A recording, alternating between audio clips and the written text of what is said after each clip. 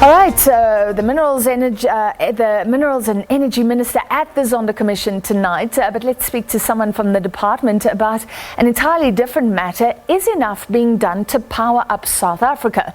This week, government unveiled 8 preferred independent power producers to produce nearly 2,000 megawatts of additional electricity to support Eskom. The bidders will provide power generated by solar, energy, wind, liquefied natural gas and battery storage, and that is expected to start flowing from around August next year. Now, Eskom said this week that it expected a shortfall of 4,000 megawatts over the next 5 years.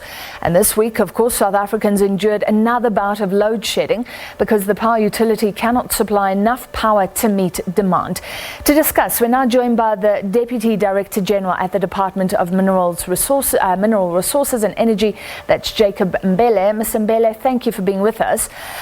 Given the situation right now and the fact that this power will only come online next year around August, a very simple question for many South Africans is, why weren't these contracts granted a long time ago? I think what we need to understand is that there's about 46,000 of installed capacity on the Eskom side. The problem that we have is that the Eskom plant is not performing. When the plans are done, they take into account existing capacity.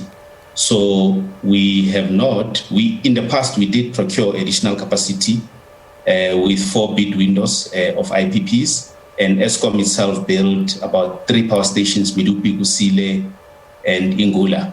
Yeah. The situation we find ourselves in is that some of the base plants that we assumed will be available are not performing as expected. Hence the reason we have a shortage. Okay, and Eskom, just lay out the numbers for us, because Eskom is saying there's going to be a 4,000 megawatt shortage, I think. This is 1,800 megawatts or so. So there's still going to be a short-term shortfall, or are we scrambling to fix that? Look, we are approaching the problem from a number of angles. Eskom itself ran a process where they are procuring about 250 megawatts that they could find available today.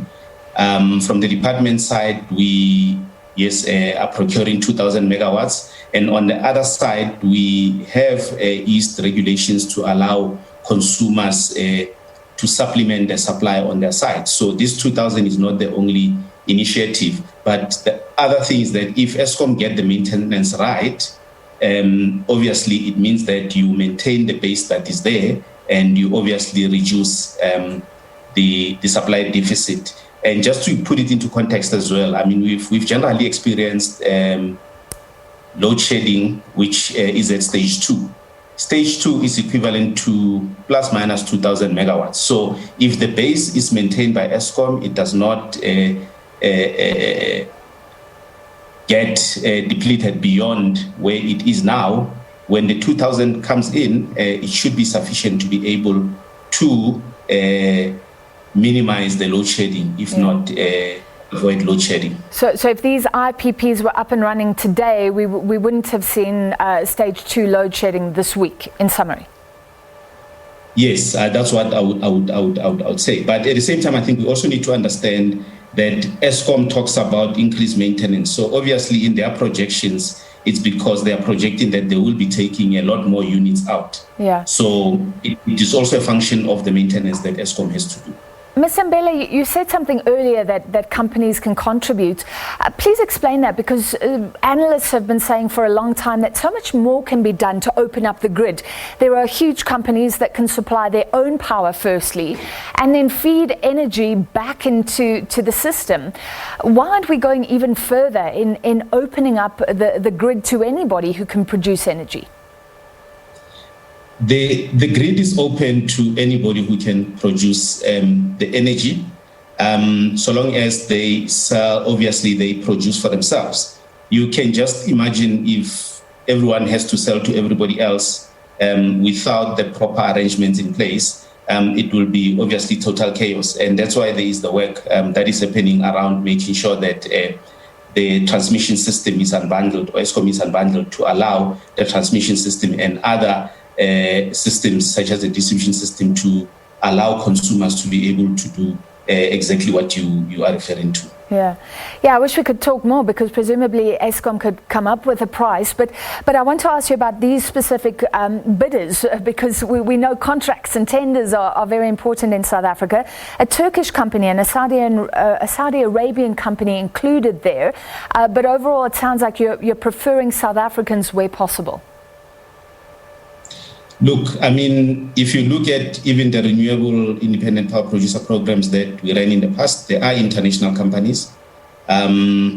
These are capital-intensive programs, infrastructure projects that we're doing, and there are international companies that have been in this space for quite a while.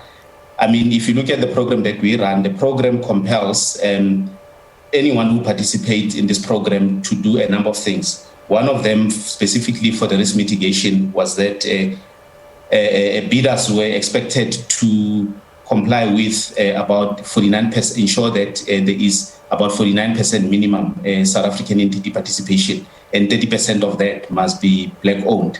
So all these companies that have bid actually comply with this requirement, and there's also issues of local content insofar as this project when they are undertaken. So it's not like because it's a Turkish or a Saudi Arabian company, it means 100% of everything that happens there does not include locals.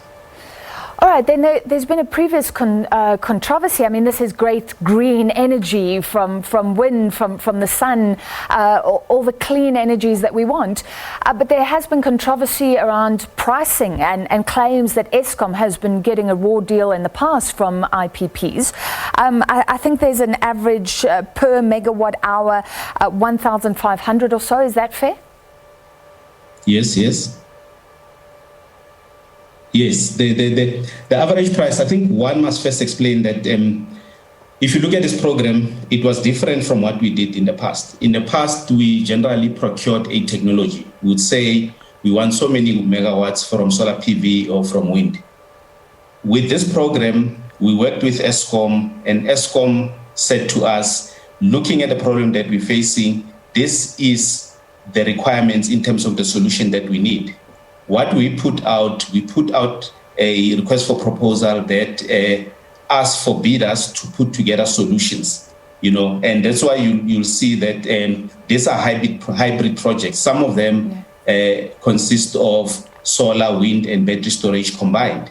Some, they've got gas, solar, or wind as a combination, and some of them are just wind. So if you look at the specification, all these projects were to the specification that was given by Eskom.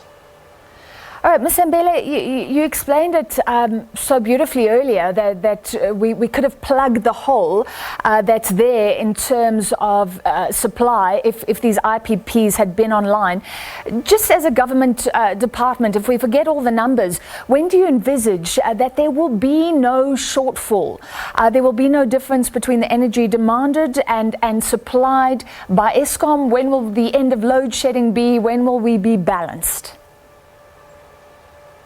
Look, we're hoping, from what we're working on, we're hoping that in the next year or two, we should have this problem sorted. And in the next year or two, the expectation is that Eskom should have gotten their plans to perform to the level that is required. And from our side, we expect that all the bidding windows that we're opening up would have then started to bring additional capacity online. And therefore, supply would then balance with demand. All right, we appreciate your time tonight. Thank you. That was the Deputy Director General at the Department of Mineral Resources and Energy, Jacob Mbele.